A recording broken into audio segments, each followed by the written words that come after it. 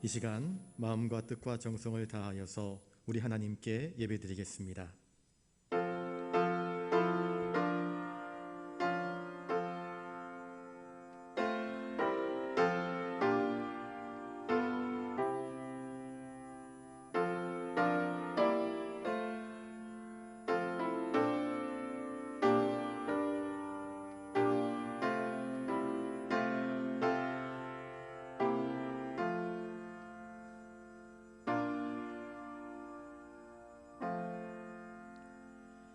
나는 내 활을 의지하지 아니할 것이라. 내 칼이 나를 구원하지 못하리이다. 오직 주께서 우리를 우리 원수들에게서 구원하시고 우리를 미워하는 자로 수치를 당하게 하셨나이다. 우리가 종일 하나님을 자랑하였나이다.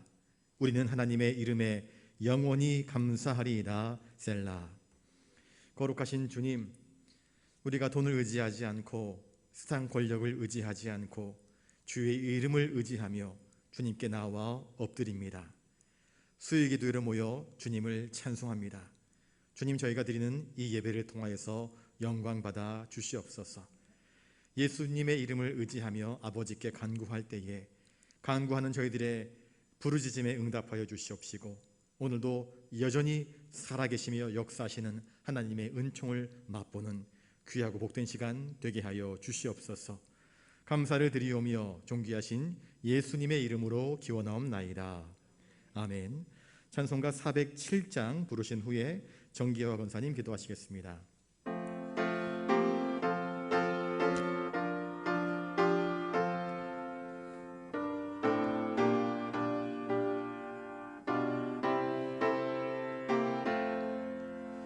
구주와 함께 나 죽었으니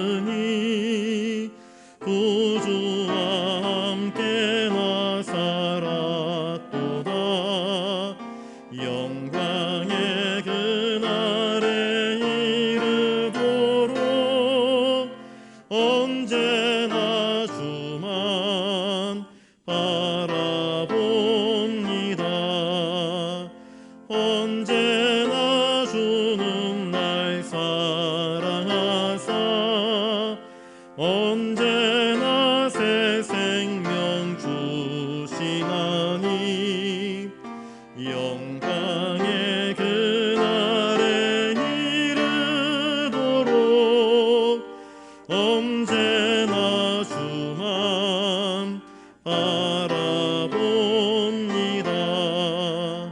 마음속에 시험을 받을 때와 무거운 근심이 있을 때에 주께서 그때도 같이 하사 언제나 나를 도와주시네. 언제나 주는 날 사랑하사 언제나 새 생명 주시나니 영광의 그날에 이르도록 언제나 주만 바라봅니다. 뼈아픈 눈물을 흘릴 때와 쓰라린 마음으로 탄식할 때 주께서 그때도 같이 하사 언제나 나를 생각하시네. 언제나 주는 날 사랑하사 언제나 새 생명 주시나니 영광의 그날에 이르도록 언제나 주만 바라봅니다. 내 몸의 약함을 하시는 주 못 고칠 질병이 아주 없네. 괴로운 날이나 기쁜 때나 언제나 나와 함께 계시네.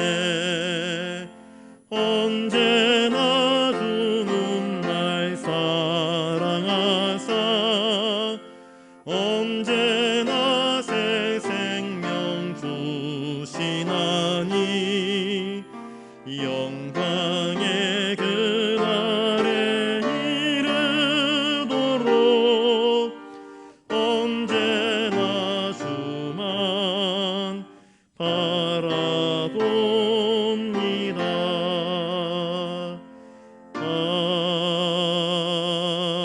아멘.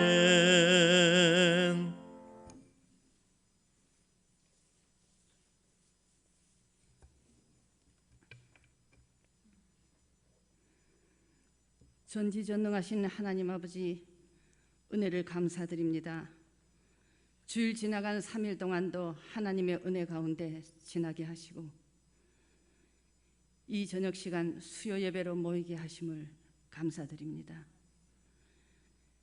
이 시간 예배에 함께하는 성도들과 영상으로 함께하는 성도들에게도 주님의 동일하신 은혜가 있게 하옵소서. 지나간 우리의 삶을 돌이켜보면 주님 앞에 불충하며 성도답지 못하게 살아왔던 부끄러운 모습들을 회개하오니 주님 용서하여 주시옵소서.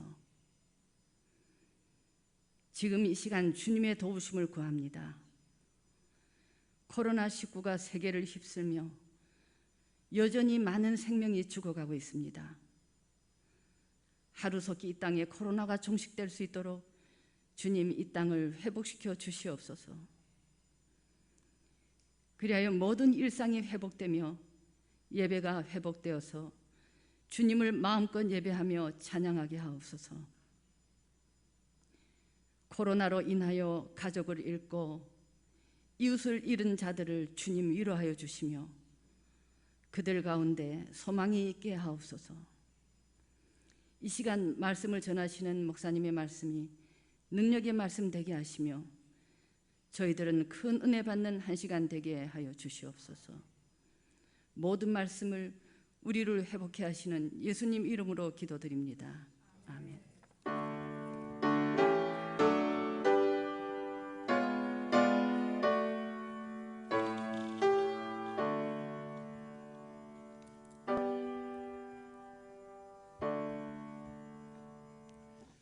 이 시간 하나님께서 우리에게 주시는 말씀은 신약 성경 요한복음 14장 27절입니다. 신약 172면에 있습니다. 우리 말씀을 한 목소리로 같이 읽겠습니다. 평안을 너희에게 끼치노니 곧 나의 평안을 너희에게 주노라. 내가 너희에게 주는 것은 세상이 주는 것과 같지 아니하니라. 너희는 마음에 근심하지도 말고 두려워하지도 말라. 아멘. 이 시간 옆에 분들과 인사를 나누겠습니다. 주님의 평강이 함께하길 빕니다. 주님의 평강이 저와 여러분들의 삶 위에 항상 가득하기를 주님의 이름으로 축복합니다. 얼마 전에 아프리카 가나에서 이승일 선교사님이 케냐에서 이승일 선교사님이 선교 편지가 왔는데 지금 저 뒤에 나가시다 보면 게시판에 걸려 있을 겁니다. 케냐에서 선교하시는 한국인 선교사님 한 분이 얼마 전에 돌아가셨대요. 왜 돌아가셨는가? 코로나에 걸렸는데 아프리카 케냐에는 그걸 치료할 수 있는 어떤 의료적인 능력이 많이 부족합니다. 장례식이 발생을 했는데 아무도 갈 수가 없는 거예요. 한국인 선교사님들이 있는데 못 가게 합니다. 왜냐하면 코로나로 선교사님이 사망하셨기 때문에 혹시 문제가 될 수 있을 소지가 있어서 아무도 참석하지 못합니다. 그 시신을 화장해가지고 그 화장한 그 유골을 받고 이제 유가족들이 그걸 처리해야 될 터인데 그것 하는 것도 어떻게 장례식이 진행될지 정부에서 하자는 대로 할 수밖에 없는 정말 안타까운 상황입니다. 가족들도 장례식에 참석을 못해요. 참 안타까운 일들이 선교 현장에서 있는 것을 보게 됩니다. 오늘 본문을 보면서 이 어둑어둑한 세상 속에서 우리가 평안을 얻을 수 있는 길이 무엇인가, 과연 평안이 어디에 있는가, 그것을 발견하고 주님의 은혜를 깨닫는 복된 시간 되시기를 바랍니다. 오늘 본문은 예수님께서 고난 당하시기 전 제자들에게 내가 이제 너희들을 떠나갈 때가 됐다 말씀하시니까 제자들이 마음이 몹시 묵직해집니다. 주님 떠나가시면 어떻게 해야 됩니까? 우리가 주님과 함께 예루살렘에 올라가서 영광 받아야 될 터인데 주님 영광 누리시고 덕분에 우리도 좀 호강하고 주님이 예루살렘에서 보좌에 앉으시면 제자들 가운데 주님이 총망하시는 자들 좌편에 우편에 앉으시고 그 외에 다른 자리도 장관씩 하나에 한 자리씩 딱 차지해가지고 이스라엘을 회복하는 그런 은혜를 우리가 경험해야 될 것 아니겠습니까? 하는 그런 기대를 가지고요 예수님을 쫓아왔던 것입니다. 그런데 눈치가 빠른 가룟 유다는 예수님이 그런 의도로 예루살렘으로 올라가지 않고 자꾸 죽는다 이야기하시니까 안 되겠다. 이 예수님은 나와 뜻이 같지 않다 그래가지고 예수님을 은 30에 팔아넘길 계책을 꾸미고 벌써 떠나가 버렸고 제자들은 지금 불안해가지고 어쩔 줄 몰라 합니다. 주님께서 말씀하시지 않습니까? 제자들의 배반이 있을 것이라고, 자신이 고난이 있을 것이라고. 그렇게 말씀하시는 주님의 눈망울에는 두려움, 걱정, 염려가 조금도 없으십니다. 오직 평안만이 가득합니다. 평화의 나라, 저 하늘나라에서 내려오신 우리 주님과 지금 이 땅 가운데에서 발을 딛고 살아가고 있는 제자들, 주님 곁에 머물지만, 주님의 음성을 듣지만, 주님과 함께 있지만 여전히 어쩔 줄 몰라 하면서 주님 가버리시면 우리는 어떻게 해요? 하며 두려움 속에 벌벌 떠는 이 제자들의 모습 속에서 사실은 우리들 자신의 모습을 발견하고 있지는 않습니까? 주님은 이 고별 설교에서 내가 너희들에게 줄 귀중한 유산이 있다 말씀하십니다. 내가 떠나가는 것이 너희들에게 오히려 유익이 될 것이다. 내가 떠나가면 떠나간 채로 그냥 너희를 내버려 둘 것이 아니라 성령을 보내주겠다 약속하셨습니다. 또한 오늘 본문에서는 내가 너희에게 나의 평안을 너희에게 줄 것이라 그렇게 말씀하시면서 주님의 평안을 우리에게 약속하고 계십니다. 이 평안, 헬라어로는 에이레넨이라고 합니다. 우리가 에이레네 평안, 에이레넨 평안을, 이 에이레넨은 평화 혹은 화평, 다른 말로 이 건강, 이 모든 것들이 다 포함된 말입니다. 유대 백성들은 서로를 향해서 인사할 때 샬롬이라고 이야기했습니다. 예루살렘, 샬롬의 도시라고 이야기하지 않았습니까? 샬롬의 성읍. 이 샬롬에서 나온 말이 샬렘입니다. 이스라엘 백성들은 그래서 샬롬이라고 인사를 했습니다. 만날 때, 헤어질 때 샬롬. 우리도 인사를 하면 어떻게 인사합니까? 안녕하세요 라고 인사를 합니다. 이 안녕이 무엇입니까? 평안 아니겠습니까? 밤새 평안하셨습니까? 그렇게 인사를 합니다. 어르신들에게는 강령하셨습니까? 그렇게 문안을 여쭙지요. 강령이란 말이 무엇입니까? 몸이 건강하고 마음이 평안한 것을 의미하는 것 아니겠습니까? 그런데 이 샬롬은 고난이 없는 평강이란 뜻이 아닙니다. 고난 중에서도 하나님께서 함께 하심을 믿기에 흔들리지 아니한 견고한 믿음에 근거한 거기에서 오는 누리는 평안입니다. 하나님이 함께 하시기 때문에 끄떡없는 것입니다. 하나님이 지켜주시고 보호하시고 인도해 주시고 책임져 주시기 때문에 끄떡없는 평안, 이 평안을 이야기하고 있는 것입니다. 그래서 샬롬이라고 인사를 하고 평안을 너에게 준다 그렇게 말씀하고 계시는 것입니다. 제자들은 예수님이 떠나가 버리시면 우리는 고아처럼 내팽개쳐 버리는 그런 존재들이 되는 것이 아닌가 하면서 두려워합니다. 끈 떨어진 연이 되어버리는 것이 아닌가 두려워했던 것입니다. 주님은 세상을 떠나가시기 전에 곧 십자가를 짊어지시기 전에 제자들에게 무언가를 주기를 원하셨습니다. 무엇을 주셨습니까? 오늘 유산으로 주신 것은 무엇입니까? 금 아닙니다. 은 아닙니다. 너희들 한 자리씩 차지해라. 보호자의 자리를 허락하신 것이 아니었습니다. 주님은 정말 좋은 것을 주기를 원하셨습니다. 정말 좋은 것. 그것은 바로 평안입니다. 아까도 말씀드렸다시피 이 평안은 하나님께서 함께 하시기 때문에 결코 요동치지 아니하는 든든함입니다. 든든함.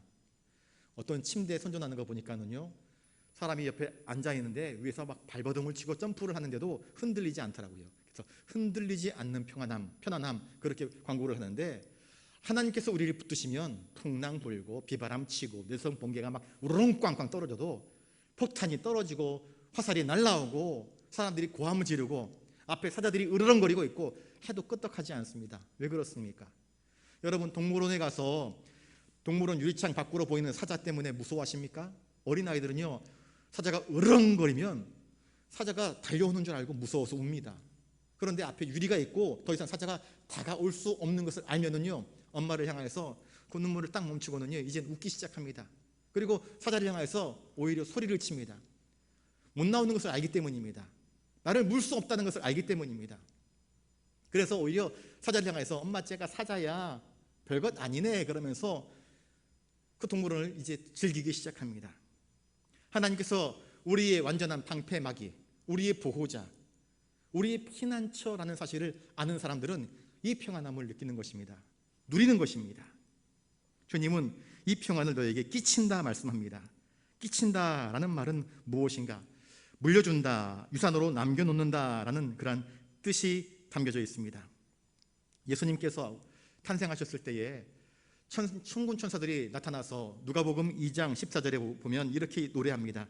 지극히 높은 곳에서는 하나님께 영광이요, 땅에서는 하나님이 기뻐하시는 사람들 중에 평화로다. 이 평화가 우리 주님께서 주시는 평안입니다. 평화. 땅에서 누릴 수 있는 가장 큰 행복이 무엇인가? 주님은 우리에게 무엇을 주시려고 오셨는가? 평화를 주시려고 오셨습니다. 평화. 곧 나의 평안을 너에게 주노라, 그렇게 말씀합니다. 그저 인사할 때 안녕하셨어요, 강령하셨어요, 평안하십니까 하는 그런 인사치레 평안이 아니라 정말 주님께서 그 어떤 두려움 가운데서도 흔들리지 아니하는 영혼의 평안함을 주님은 우리에게 주시기를 원하시는 것입니다. 복음은 바로 이 평화의 복음입니다. 복음이 있는 곳에 하나님과의 평화가 이루어집니다. 여러분, 복음은 무엇을 의미합니까? 무엇을 이야기하고 있습니까? 복음은요, 철저하게 평화의 왕으로 오신 예수 그리스도를 이야기합니다. 그분이 오셔서 하신 일이 무엇입니까?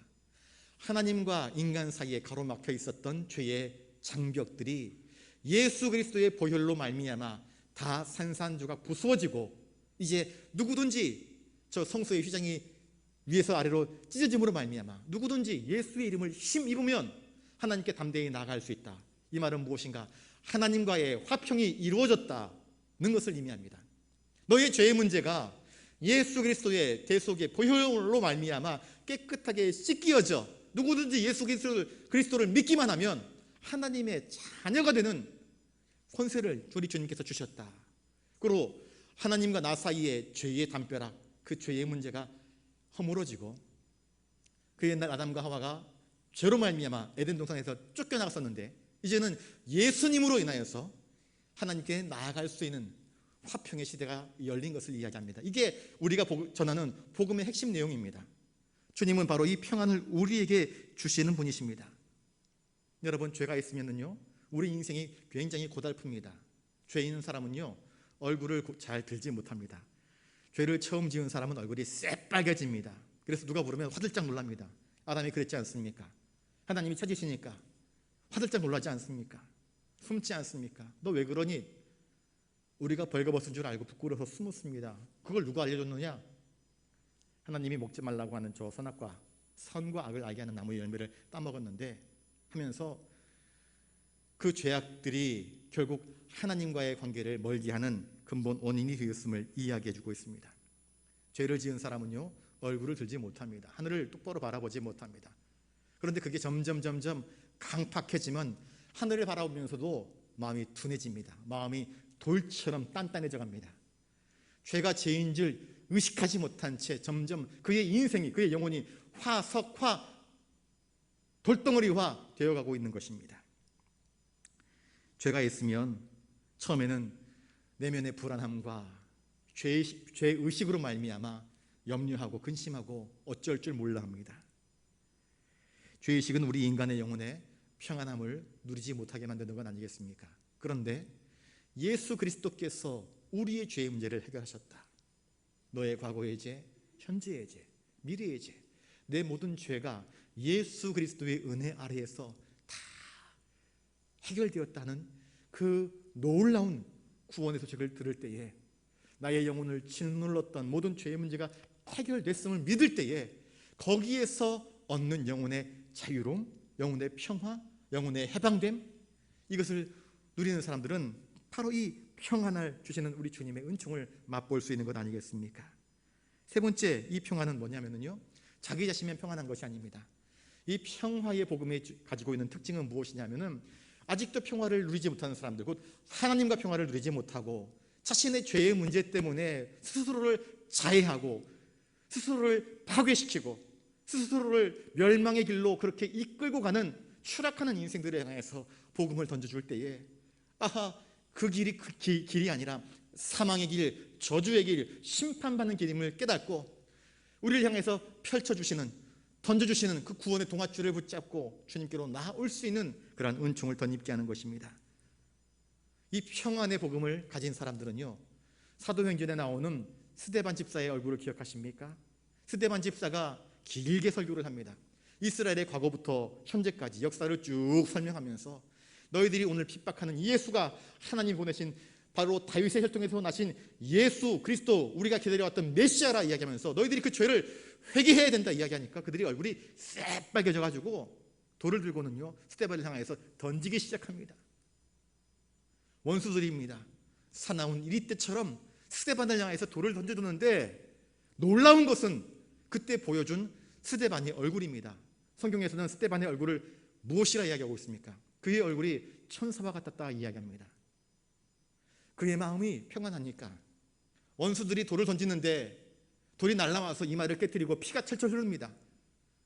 볼이 터지고 귀등에 맞고 어깨에 떨어지고 온몸이 피로 물들어가는데, 아이고 아파, 왜 던져요? 그렇게 하지 않습니다. 스데반은 오히려 그 새빨갛게 물들어가는 피를 흘리는 그 모습 속에서도 그 사람들의 죄를 바라보면서, 하나님, 이 사람들 정말 어리석어서 자기들이 무슨 죄를 저지르는지 알지 못합니다.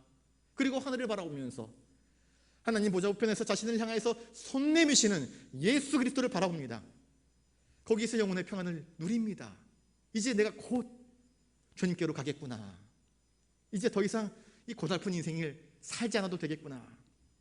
주님이 이제 드디어 나를 부르시는구나 하면서 자신의 영혼을 하나님께 맡기는, 그래서 천사의 얼굴로 그들을 위해서, 원수들을 향하여서 축복하는 아름다운 모습을 보여줍니다. 그 현장에 서 있었던 사울이라고 하는 자가 그 사건들이 하나하나 중첩되면서 나중에 예수를 만나게 되었을 때에 그 스데반의 얼굴이 아마 떠올랐을 것입니다. 그때 이해할 수 없었던 천사의 얼굴을 한 스데반의 얼굴이, 그 미소가 왜 어떻게 그렇게 미소 지을 수 있었는지를 깨달았을 것입니다. 스데반이 보여준 미소는 주님 안에서 평안을 누리는 자의 미소였고 믿음의 얼굴이었던 것입니다. 이 평안을 주시기 위해서 죄를 범한 우리 인간과 그리고 죄를 심판하셔야만 하는 하나님 앞에서 주님은 친히 중보자가 되셨고 우리의 죄를 대신 지셔서 친히 화목제물로 그렇게 자신을 내어 드리신 것 아니겠습니까? 에베소서 2장 14절에 그는 우리의 화평이신지라 둘로 하나를 만드사 중간에 막힌 담을 허시고, 예수님이 하나님과 우리 사이를 화평하게 만드셨습니다. 예수님이 있어야 나와 아내 사이가 화평해집니다. 부부싸움 해도요, 예수님이 계시면 그 화평이 금방 이루어집니다. 누군가를 심히 미워하는데 그와 나 사이에 예수 그리스도께서 있음을 알면 그 분노, 그 불화한 관계가 오래가지 못합니다. 이것을 알지 못할 때에 우리가 서로 담을 쌓는 것입니다. 주님은 우리의 화평이십니다. 깨어지고 쪼개진 관계들이 주님 안에서 막힌 담들이 허물어지기를 원하시는 주님이십니다. 이 평안이 얼마나 중요한 것인가 하면은요, 저희 집에 우리 힘찬이 있지 않습니까? 그래서 집사님이랑 저랑 가끔씩 큰 소리로 이야기할 때가 있습니다. 그러면 힘찬이가 옆에서 쪼르르 달려와가지고는요, 요렇게 쳐다봅니다. 요렇게 눈을 요렇게 쳐다보면서 웁니다. 엄마 손 떡 붙잡고 제 손 딱 붙잡고 뭐 하는지도 모르면서 웁니다. 그 영적인 분위기를 캐치한 것입니다. 엄마, 아빠의 감정이 별로 좋지 못한 것 같다 싶었는지 쪼르르 달려와서 손을 딱 붙잡고는 그냥 혼자 자기가 먼저 닭똥 같은 눈물을 뚝뚝 떨어뜨립니다. 화를 못 내요. 그 얼굴을 보면. 큰 소리를 이야기했다가는 이 아이가 더 마음이 움츠러들고 상처를 입을까 봐 싸움이 안 되는 거예요. 어쩌면 우리 힘찬이는 평화의 사도인 것 같습니다. 불편한 관계가 발생을 하게 되면 와서 우는 거예요. 성령님께서 말할 수 없는 탄식으로 우리를 위해서 대신 중보하는 것처럼 그렇게 울고 있는 모습을 보면 싸움이 진행되지 않습니다. 가정에서 평안이 참 중요합니다. 평안이 깨져버리면요, 남편이 아내에게서 평안을 누리지 못하면, 그래서 부부관계가 깨져버리면 밖에 나가서도 아무런 의욕이 없습니다. 돈 벌어도 재미가 없습니다. 장사가 잘 돼도 재미가 없습니다. 재미가 없는 것입니다.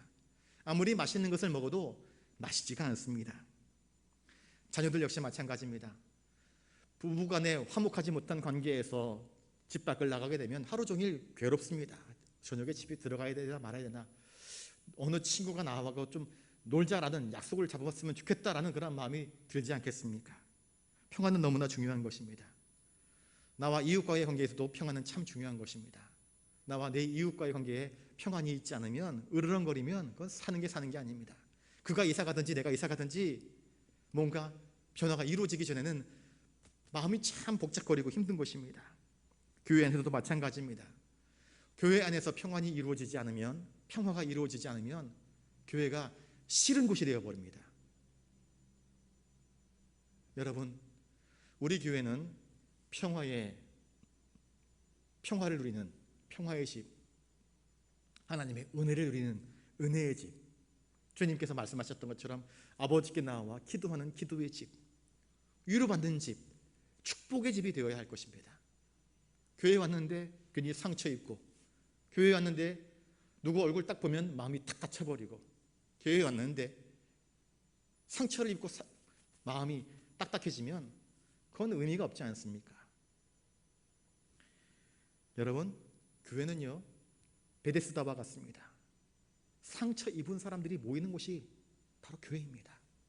다 상처가 있습니다. 내 상처만 커요 생각하지 말기를 바랍니다. 다 상처가 있습니다. 목사인 저도 상처가 있습니다.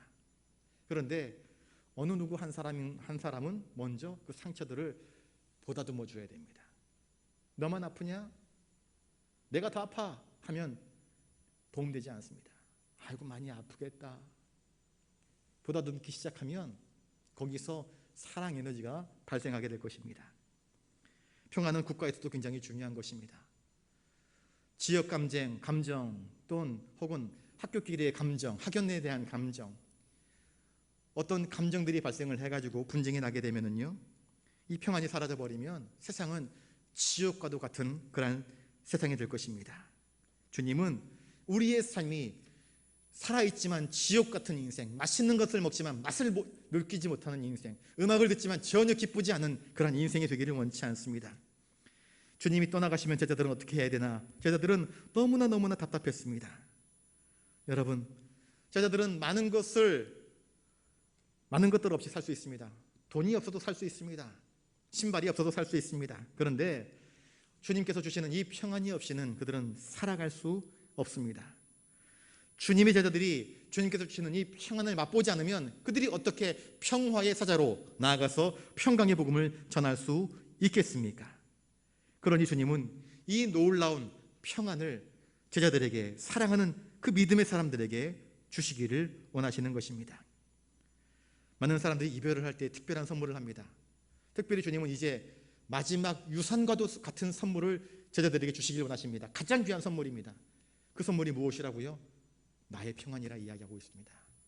내가 너희에게 줄 수 있는 이 평안, 아무나 주는 것이 아니라 너무나 귀한 이 평안을 내가 너희에게 주려 한다. 주님만이 주실 수 있는 것이기 때문에 이 평안이 귀한 것입니다. 그래서 뭐라고 말씀합니까? 내가 너희에게 주는 것은 세상이 주는 것과 같지 아니하니라 말씀을 하고 있습니다. 사람들은 자신의 과거를 되돌아보면서 내가 그때 왜 그랬지, 내가 그때 그런 말 하지 말걸, 내가 왜 그때 그런 선택을 했던가 하면서 자신의 과오, 자신의 어리석음, 자신의 죄 때문에 괴로워합니다. 우리 인생 속에 주님이 없으면요 이렇게 후회하고 한탄만 합니다. 지금 오늘을 살아가면서도 주님이 없으면 이 세상에서 눈에 보이는 비참하고 불행한 현실들밖에 눈에 보이지 않기 때문에 괴로워합니다. 힘들어합니다. 미래를 생각합니다. 많은 사람들이 미래를 대비합니다. 노후를 대비해야 된다고 합니다. 자기들의 미래 속에 뭔가 보장된 것이 없을 때에 불안해하고 떱니다. 공포를 느낍니다. 제자들이 그랬던 것처럼. 그러니 이 세상 속에는 마음의 평안을 줄 수 있는 것이 없습니다. 과거도 현재도 미래도 불안하고 두렵고 답답하기만 합니다. 그러나 주님은 이러한 제자들에게 평안을 주시기를 원하시는 것입니다. 세상이 주는 평화의 특징은 뭐냐면요, 세상이 주는 평화의 특징은 우리를 도망치게 합니다. 외면하게 합니다. 어떤 문제, 어떤 현실을 자꾸 그것을 정정당당히 다윗처럼 용감하게 싸워서 이길 생각을 하지 않고 회피하게 만들고 도피하게 만들고 외면하게 만듭니다. 세상은 평안이 없을 때에도요, 평안해, 평안해, 평안하다, 평안하다 이야기합니다. 예레미야 8장 11절에 평강하다 하나 평강이 없도다, 예레미야는 이야기하고 있습니다. 세상 사람들이 말하는 평강은 입에 발린 것, 기만적인 것, 허위적인 것입니다. 번민에 쌓인 영혼을 위로하는 척은 하지만 진정한 위로를 줄 수 없는 것입니다. 그래서 그 도피의 길로 무엇을 선택하는가? 술 한잔 하자, 술 한잔. 포장마차로 끌고 갑니다. 자, 한 잔 부어 마셔. 마시고 다 먹고 우리 한번 다 잊어버리자. 마시고 잊어버리자. 그래서 술 딱 마시고 머리에 탈탈 털면서 원샷 잊어버리자 이야기합니다. 그리고 술 깨면 어떻게 됩니까? 그게 잊혀집니까? 평안이 찾아왔습니까? 술을 잔뜩 취해서는 고래고래 노래를 부르면서 길거리를 배회할 때는 이제 다 잊어버린 것처럼 느꼈지만 다음날 아침 그 숙취에 눈이 뜨이고 머리가 지끈지끈 아프고 또 오늘 현실을 바라보게 되면 오히려 더 무겁고 힘든 짐이 그들을 짓누르는 답답함을 다시 경험하게 되지 않습니까? 세상이 주는 평안은 거짓이며 미혹입니다. 도망치게 만듭니다. 항상 부족함을 느끼게 합니다. 엄청난 후유증이 있습니다. 하나님을 의지하지 않는 인생, 하나님을 내 인생 사전에서 제외시켜버린 인생, 하나님을 알지 못하는 인생은 세상에서 평안을 찾으려고 애를 쓰지만 절대로 찾을 수 없습니다. 왜냐? 평강의 주인이신 주님께서 그 평강을 주시기 전에는 우리는 우리의 영혼의 만족함을 결코 어디에서도 돈으로도 권력으로도 명예로도 그 어떤 것으로도 그 평강을 누릴 수 없기 때문입니다. 이것이 우리 하나님을 잃어버린 신본주의가 아니라 인본주의 인생의 비참한 비극이 아니고 무엇이란 말입니까? 진리이시고 평강이시고 은혜 주시는 하나님을 외면하는 인생들은 늘 두려움, 근심 이것을 자기의 목에 매달고 살아가는 것입니다. 세상이 주는 것들은 육적인 것입니다. 육적인 것, 쾌락적인 것, 자극적인 것들을 추구하면 찰나적으로, 순간적으로 쾌락을 느끼면서 내가 평안한 줄 알지만 그것은 결코 평안이 아닙니다.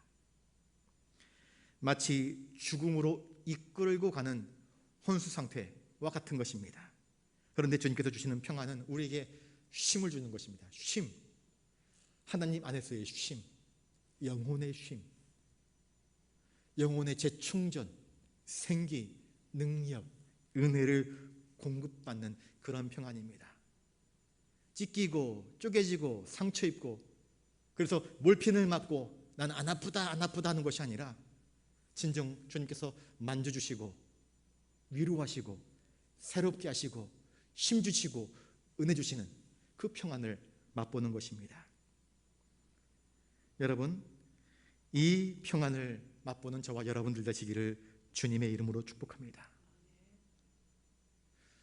가나 혼인잔치, 요한복음에 보시면 가나 혼인잔치의 이야기가 나오는데, 혼인잔치에서 예수님께서 물이 변화해서 포도주가 되게 하였을 때에 그 혼인잔치를 주관했던 사람이 이렇게 이야기합니다. 보통 잔치 때마다 처음에 좋은 포도주 주고 좀 술 취하면 물 탄 거, 좀 싼 거, 박한 거를 내어주는데 어떻게 이 집은 나중에 나온 포도주가 더 좋은 걸 주느냐, 그렇게 이야기를 합니다. 그게 세상의 이치였던 것입니다. 세상에서 주는 평안은 이런 것입니다. 처음에는 좋은 것을 줍니다. 달콤합니다. 먹으면 괜찮다 싶습니다. 그런데 먹으면 먹을수록 맛이 맹숭맹숭해집니다. 또 다른 자극적인 것을 추구하다 보면 인생이 허물어지는 것입니다. 그런데 주님께서 주시는 것은 무엇입니까? 주님은 처음부터 좋은 것을 주십니다. 그리고 마지막에 갈수록 더욱더 좋은 것을 주십니다. 세상이 주는 것은 웃음으로 시작하면서 눈물로 끝나지만, 세상이 주는 것은 기쁨으로 시작하여서 슬픔으로 끝나지만, 세상이 주는 것은 쾌락으로 시작하여서 고통으로 끝나지만, 세상이 주는 것은 뭔가 반짝거리고 빛나는 희망으로 시작하여서 절망으로 끝나지만, 우리 주님께서는 처음부터 좋은 것을 주시며 시간이 흘러가면 흘러갈수록 더 좋은 것으로 채워주시는 은혜가 있습니다. 주님께서 주시는 것은 우리의 슬픔 변화에서 기쁨이 되게 하시고, 우리의 고통을 거듭남의 기쁨으로 바꾸게 하시고, 우리의 회개의 진통을 주의 용서함, 그 기쁨, 그 구원의 감격의 희열로 바꾸어 주십니다. 어두운 의심은 저 하늘나라를 스데반처럼 분명히 볼 수 있는 확실한 비전과 믿음으로 바꾸어 주십니다. 평화의 강물, 행복의 기쁨의 바다로 우리를 그렇게 인도해 주시는 것입니다. 이것이 주님께서 우리에게 주시는 평안의 내용들입니다. 세상이 주는 샘은 곧 말라버립니다. 달짝지근한 것 같지만 금세 말라버립니다. 그런데 주님이 주시는 샘은 영원합니다. 요한복음 4장 14절에 내가 주는 물을 먹는 자는 영원히 목마르지 아니하리니 나의 주는 물은 그 속에서 영생하도록 솟아나는 샘물이 되리라. 그렇게 주님은 말씀하셨습니다. 여러분, 주님이 주시는 평안은 다시 처음으로 돌아가서 하나님과의 관계에서 화목한 관계, 하나님께서 함께 하심, 하나님께서 붙드심, 하나님께서 그를 인정하심, 하나님께서 복주심, 하나님께서 인도하심, 그래서 그 어떤 누구도 감히 해할 수 없는 완전한 평강을 맛보게 하신다 말씀합니다. 주님은 이 평강을 제자들에게 또 우리에게 주시는 것입니다. 그러므로 우리 27절 다시 한번 읽어보겠습니다. 시작. 평안을 너희에게 끼치노니 곧 나의 평안을 너희에게 주노라. 내가 너희에게 주는 것은 세상이 주는 것과 같지 아니하니라. 너희는 마음에 근심하지도 말고 두려워하지도 말라. 이 평안을 주시면서 주님은 제자들에게 말씀하십니다. 두려워하고 주님이 떠나가시면 어떻게 하지? 우리는 버려지는 것 아니야? 우리는 어떻게 돼? 우리는 이제 절망 아니야? 두려움과 공포가 엄습한 이 제자들에게 겁먹지 마라, 겁내지 마라, 두려워하지 마라, 그렇게 말씀하십니다. 제자들이 근심한 이유는 딱 한 가지입니다. 주님이 떠나가시겠다 말씀하셨기 때문입니다. 베드로에게 네가 탁 울기 전에 나를 모른다고 부인할 것이라 주님 말씀하셨습니다. 너희들 중에서 한 사람이 나를 팔 것이다 말씀하셨습니다. 그러니 주님께서 하시는 말씀 한마디 한마디가 제자들의 마음 가운데에, 그 공동체 가운데에 평강을 깨뜨리는 말이었습니다. 우리가 그런다고요? 실제로 예수님을 적대시하는 저 사내들인 공의회 회원들의 결정들은 누구든지 예수님을 잡으면, 예수님을 신고하면 우리가 그 사람을 포상하겠다 하는 것이었습니다. 그러니 주님께서 두려워하지 말고 하나님을 믿으니 또 나를 믿으라. 내 아버지 집에 거할 곳이 많도다. 내가 너희를 위해서 처소를 예비하러 간다. 거듭 말씀하시지만 저희들의 마음은 여전히 세상적인 시선으로 두려움과 공포에 가득 채워져 있었던 것입니다. 정말 순수한 의미에서 주님과의 이별을 슬퍼하고 근심하였다고 한다면 얼마나 좋았겠습니까? 그런데 안타깝게도요, 제자들은 예수님과의 이별을 슬퍼하는 것이 아니라 예수님이 떠나가 버리시면 우리가 얻게 될 저 영광, 저 승리, 저 보장된 보좌의 자리, 그것을 잃어버릴까 봐 사실은 더 근심하는 것이었습니다. 인간적인 근심이었던 것입니다. 여러분, 근심은요, 자기 욕망에 비례해서 커지기도 하고 작아지기도 합니다. 저를 따라서 한번 해볼까요? 우리의 근심은 주님과의 교제가 끊어지느냐, 연결되느냐, 거기에 있기를 바랍니다. 여러분, 우리의 근심은요, 내가 주님과의 교제가 잘 연결되어져 있느냐, 이걸 근심해야 됩니다. 내가 오늘도 주님의 뜻 가운데 살아가고 있느냐, 내가 오늘도 하나님이 기뻐하시는 인생을 살아가고 있느냐, 이게 근심의 제목이 되어야 될 터인데, 저희들의 근심은 무엇입니까?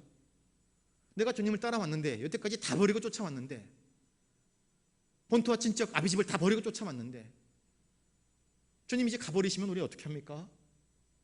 우리에게 보장된 것이 무엇입니까? 세상의 영광과 세상의 이득을 추구했기 때문에 근심했던 것입니다. 그런데 주님은 이들에게 그 세상적인 것이 아니라 하늘의 것, 영원한 것, 아버지 하나님이 주시는 평안으로 그들의 영혼을 채우시고, 또한 그것을 주님께서 그들에게 약속하시는 것입니다. 정말로 중요한 것은 무엇인가? 너희들이 나 예수 그리스도의 보혈로 말미암아 하나님과의 죄의 문제가 해결되어지고, 또한 너희가 하나님 안에 붙어있음으로 인하여서, 누구든지 요한복음 15장에 넘어가시면 나오겠지만 포도나무 비유가 나오지 않습니까? 너희가 하나님 안에 붙어있고 주님이 또 우리 안에 계시다고 한다면 걱정할 열매가 하나도 없다, 걱정할 이유가 하나도 없다, 하나님께서 절로 열매를 맺게 하시지 않겠느냐, 그렇게 주님이 말씀하지 않습니까? 평안은, 주님께서 주시는 평안은 세상의 악위에 직면하거나 고난에 직면하였을 때에 우리를 두려워하지 않게 만들고 오히려 하나님의 영광을 추구하는 인생을 살아가게 만듭니다. 사도행전에 보시면 바울과 실라 이야기가 나옵니다. 빌립보 성에서 복음을 증거하다가 귀신 들린 여종을 치료해 주었는데, 오히려 그 여종의 주인들이 바울과 실라를 고소해 버립니다. 엄청 매를 맞고 옥에 갇힙니다. 억울하지 않습니까? 속상하지 않습니까? 그런데 바울과 실라가 보여준 것은 무엇입니까? 그 옥중에서 한밤중에 남들은 다 세상을 향해서 욕하며 말이야 저주하고 있는데, 바울과 실라는 한밤중에 일어나 하나님을 찬미하기 시작합니다. 하나님을 찬송하게 하기 시작했더니 다른 옥중에 있는 죄수들이 그 찬송 소리를 귀 기울여 듣는데, 그 찬송 소리를 죄수들만 듣는 것이 아니라 간수들도 들었고, 그리고 그 찬송 소리를 결국 하나님이 들으셔서 그 옥터를 흔들어 버리십니다. 하나님이 그 찬송 소리를 들으셔서 옥터를 흔들어 버리시고 바울과 실라가 묶여 있었던 모든 것들을 풀어 버리십니다. 그 감옥문을 깨뜨려 버리십니다. 그리고 그 간수의 마음을 깨뜨리셔서 그 간수가 빌립보 성에서 예수를 믿는 사람이 되게 하지 않습니까? 바울과 실라는 이 칠흑 같은 밤, 억울한 그 옥중에서 주님을 향하여서 내 영혼 평안해, 내 영혼 평안해 하며 평안의 찬송을 불렀습니다. 그들은 의의 태양이신 그리스도를 믿었기에 인생의 밤을 결코 두려워하지 않고 평강으로 그 밤을 보낼 수 있었던 것입니다. 여러분, 나의 평안을 너에게 주노라 말씀하신 이 평강이 초대교회 교인들에게는 굉장히 중요한 교훈이 되었습니다. 초대교회 교인들은 자녀들의 이름에다가 평안이라고 하는 이름을 많이 지어줬다고 합니다. 이레네우스, 아까 아이레넨이라고 그랬지 않나요? 이 아이레넨을 다른 이름으로 이레네우스 혹은 이레네우스라는 이름을 여러분 들어보신 적이 있지요? 아이레네, 아이린 다 같은 내용에서 나온 말입니다. 평화라는 뜻입니다. 평안. 그런 남자의 이름, 여자의 이름을 지어주었습니다. 성찬식이 거행되어지게 되면 서로 평안이 당신에게 있을지어다 축복하며 인사를 나누었습니다. 로마 카타콤에 신앙인들의 그 유골, 그 무덤이 있는 곳에 그 묘비 위에 짧은 글귀가 쓰여 있습니다. In peace. 주님 안에서 평강을 누리라, 평안이 쉴지어다 하는 그런 뜻입니다. 그들은 주님께서 우리에게 주신 그 평안을 자신의 삶에서 무덤까지, 그리고 저 영원한 천국까지 이어가는 그런 은총을 바라보았던 것입니다. 주님이 주시는 이 평안만이 우리를 엄습하는 세상의 근심과 공포와 싸워 이길 수 있는 능력이 되는 것입니다. 주님이 주시는 이 평안이 바울과 실라처럼 내 영혼 깊은 곳에서부터 우러나오는 하나님을 향한 찬송의 주제가 되는 것입니다. 천국 음악 같은 우리 영혼의 그 평안의 노래가 우리의 슬픔과 한숨을 다 몰아낼 수 있습니다. 주님의 평안을 우리가 확신하면, 주님의 평안이 우리 가운데 넘치면 폭풍 속에서도 찬송할 수 있고, 환난 중에도 기뻐할 수 있고, 고난 중에도 인내할 수 있고, 죽음 앞에서도 오히려 스데반처럼 하나님을 향해서 찬송과 영광을 올려드릴 수 있는 것입니다. 바라기는 주님께서 주시는 이 평안의 축복이 오늘 저와 여러분에게 풍성하게 넘쳐나기를 주님의 이름으로 축복합니다. 기도하겠습니다. 우리에게 주님의 평안을 주시기를 원하시는 주님, 오늘 이 저녁에 수요기도회로 모여 주님께 엎드린 당신의 거룩한 백성들에게 주님의 평안을 가득 주시옵소서. 넘치도록 주시옵소서. 이들의 가정에, 이들의 일터에, 이들의 이웃에, 우리 교회에, 대한민국에, 세계교회 위에 코로나로 인하여서 신음하는 모든 이들에게 주님의 평안을 부어 주시옵소서. 감사를 드리오며 존귀하신 예수님 이름으로 기도드리옵나이다. 아멘. 찬송가 408장입니다.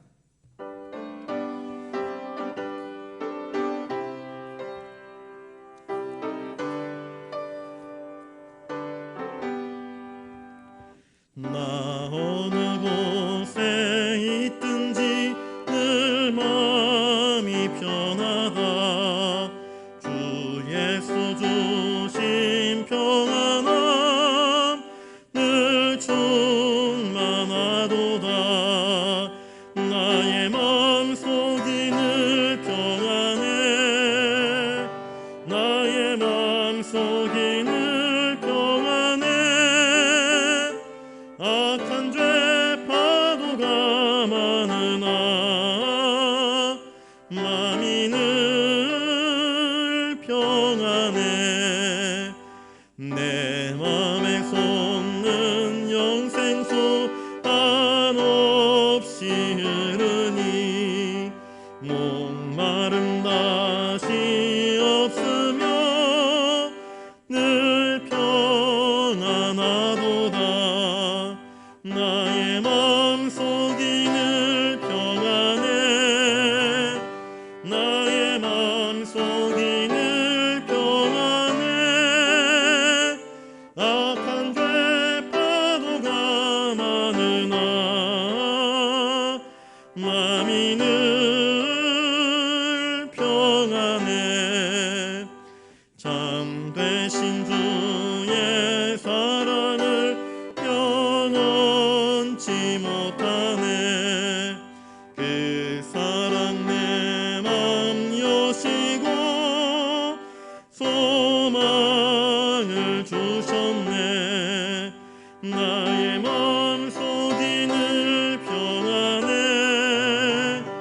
나의 마음속이 늘 평안해. 악한 죄 파도가 많으나 마음이 늘 평안해. 주의 손과 고난을 왜 몸소당했나.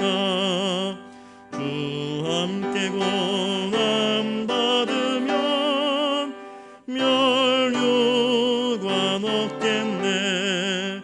나의 마음속이 늘 평안해.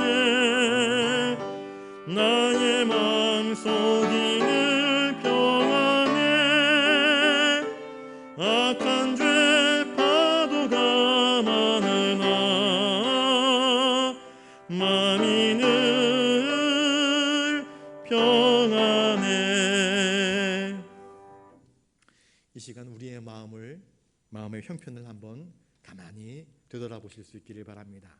나의 마음에 주님의 평안이 넘쳐나는가, 아니면 여전히 세상 근심, 걱정, 염려가 나를 짓누르고 있는가? 이 시간 주님 앞에 엎드려 기도하면서 주님, 나의 얼굴에, 나의 두 눈에, 나의 머리에, 나의 뇌 속 깊이 걱정, 염려, 근심, 불안, 초조 이런 것들이 가득 차 있다고 한다면 주님, 이 모든 부정적인 것들을 다 몰아내 주십시오. 주님께서 두려움에 떨고 있는 제자들에게 약속하셨던 것처럼 나의 평안, 곧 주님의 평안이 우리의 영혼에, 우리의 혈관에, 우리의 머리 가득, 우리의 삶 가득, 우리의 가정 가득, 우리의 일터 가득, 우리 교회 가득, 우리나라 위에 가득할 수 있도록 도와주시옵소서. 주님의 평강이 있음으로 인하여서 이 어둡고 답답한 시대를 넉넉히 이기며 승리할 수 있도록 도와주시옵소서. 여러분, 주님의 평안을 위해서 기도하실 수 있기를 바랍니다. 선교의 현장 어렵고 힘듭니다. 그곳에 주님의 평안이, 주님의 은총이, 주님의 도우심이, 주님의 역사가 고달픈 엘리야를 까마귀를 통해서 먹이셨던 것처럼 돕는 까마귀를 보내주시고 그 힘을 잃지 않도록 주님께서 평강의 은총을 더해달라고 여러분 기도해 주시면 감사하겠습니다. 우리 찬양대가 찬양을 부르는 것처럼 교회 학교와 다른 모든 집회들이 다시 재개될 수 있도록 여러분들 위해서 기도해 주시기 바랍니다. 이제 코로나 백신이 점점 많은 사람들에게 보급되어져 가면서 일상이 조금씩 회복되어질 기미가 보이고 있는데 더 늦어지지 않도록, 그래서 많은 사람들이 백신 주사를 맞고 일상이 회복되어지고 모든 것들이 정상화될 수 있는 그 은총을 우리가 속히 맛볼 수 있도록 저 북한 땅에 있는 우리 동포들을 기억하면서 그들도 우리와 같은 자유와 평화와 또한 복음의 은총을 누릴 수 있게 해달라고 여러분들이 가지고 나오신 기도의 제목을 놓고 또 이 나라를 이끌어가는 우리 정치 지도자들 또 교계의 지도자들 위하여서 여러분들 우리 한 3, 4분 정도 같이 기도하는 시간 갖도록 하겠습니다. 기도하겠습니다. 거룩하신 아버지 하나님, 오늘 주신 말씀처럼 저희들 마음 가운데 걱정이 있고 근심이 있고 마음 상함이 있고 불안함이 있고 내일에 대한 두려움들이 있습니다. 두려워 떨던 제자들처럼 우리도 앞날을 예측하지 못하기에 두려움과 공포 가운데 있습니다. 그런 제자들에게 주님 말씀하시기를 나의 평안을 너희에게 준다 말씀하여 주셨습니다. 그러니 마음에 근심도 하지 말고 두려워하지도 말라 하신 이 주님의 음성이 우리의 귀에 생명의 말씀으로 들려지게 하여 주시옵소서. 주님, 우리의 모든 마음속 깊은 부정적인 것들을 다 몰아내 주시옵소서. 평안을 주시옵소서. 주님의 평안을 주시옵소서. 주님의 약속을 확신하며 은혜 안에 머물게 하여 주시옵시고 주님 안에 머물게 하여 주시옵소서. 주님 안에서 우리도 스데반처럼, 우리도 바울과 실라처럼 영혼의 기쁨과 감격으로 찬송하게 하시고 하나님께 영광 돌리게 하여 주시옵소서. 세상의 것에 일희일비하는 것이 아니라 내가 정말 주님 안에 바르게 있는지를 근심하면서 더욱 믿음으로 더욱 순결한 신앙으로 나아가는 우리가 되게 하여 주시옵소서. 한국교회 그리고 세계교회 선교의 현장 하나님 굽어 살펴 주시옵소서. 코로나19로 인하여서 한국교회의 교회학교가 위태롭습니다. 한국교회의 많은 아름다운 것들이 허물어지고 있는 상황입니다. 주님 은총을 베푸시사 주님의 은혜로 아름다운 것들이 주속히 회복될 수 있도록 도와주시옵소서. 어려운 때일수록 더욱더 함께 모여 기도했던 믿음의 선진들처럼 우리가 함께 모여 기도하기를 힘쓰며 주님의 영광을 사모하게 하여 주시옵시고 선교의 현장 정말 코로나로 인하여서 복음을 전할 수도 없고 함께 모여 예배를 드릴 수도 없는 열악한 환경 가운데서도 그 땅을 지키며 눈물로 기도하는 당신의 거룩한 일꾼들을 기억하여 주시옵시고 그들을 붙잡아 주시옵소서. 은총을 더하여 주시옵소서. 선교사님들과 사모님들과 또한 그의 선교 자녀들 주님께서 붙잡아 주시옵소서. 주님의 은혜의 장중 아래 평안을 누리게 하여 주시옵소서. 이 나라의 위정자들, 우리 한국교회 종교 지도자들 주님 붙들어 주시옵시고 은총을 허락하여 주시옵소서. 오늘도 이 저녁에 여러 가지 기도의 제목들을 가지고 주님께 나와 간구합니다. 주님, 우리가 참 믿음이 연약합니다. 우리가 참 부족합니다. 그리하오니 이제 두 손을 들어 주님의 도우심을 구합니다. 내 힘으로 살아갈 수 없는 인생 기름을 깨닫고 손 내밀어 주님의 은총을 간구합니다. 주여 나를 불쌍히 여기소. 주여 나를 불쌍히 여기소.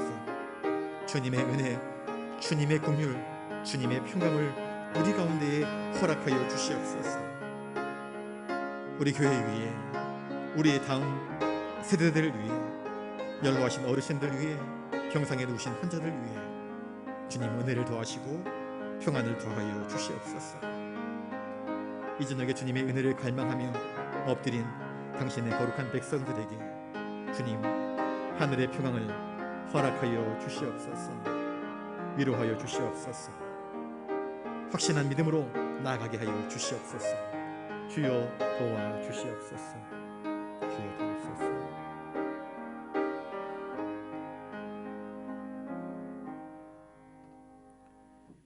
주님, 우리는 너무나 자주 세상 사람들처럼 눈앞에 닥친 현실들, 그 산적한 문제들, 우리를 고통스럽게 하는 그 현실의 늪에 빠져 저 구름 너머에서 우리를 향하여서 손 내미시고 우리를 향하여서 미소 지으시며 우리의 이름을 부르시는 하나님의 음성을 듣지 못하고 염려라고 하는 늪에 빠져 허우적거릴 때가 참 많았습니다.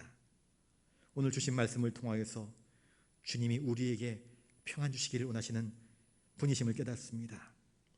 이제 우리의 눈을 들어 스데반처럼, 우리의 입을 열어 바울과 실라처럼 주님의 은혜를, 주님의 평안을 맛보며 감사하며 찬양하며 기도하며 부르짖기를 원하옵나니 저희가 이 저녁에 드린 모든 기도들 주님 응답하여 주시옵소서. 기도하는 제목들마다 평강의 주님께서 함께해 주셔서 고침이 있게 하시고 위로가 있게 하시고 치유함이 있게 하시고 회복됨이 있게 하시고 수생케 하시는 은총이 있게 하여 주시옵소서. 돌아가는 발걸음도 붙잡아 주시옵소서. 모든 것 주님께 의지하옵고 존귀하신 예수님 이름으로 기도드리옵나이다. 아멘. 이제는 우리 구주 예수 그리스도의 은혜와 하늘아버지의 놀라우신 사랑하심과 성령님의 감동 감화 역사 교통하심이 주님의 평안 안에서 참 기쁨과 저해함을 누리기를 원하는 사랑하는 부산 영락교회 모든 믿음의 권속들 머리 위에 이제로부터 영원토록 함께 하옵시기를 간절히 축원하옵나이다. 아멘.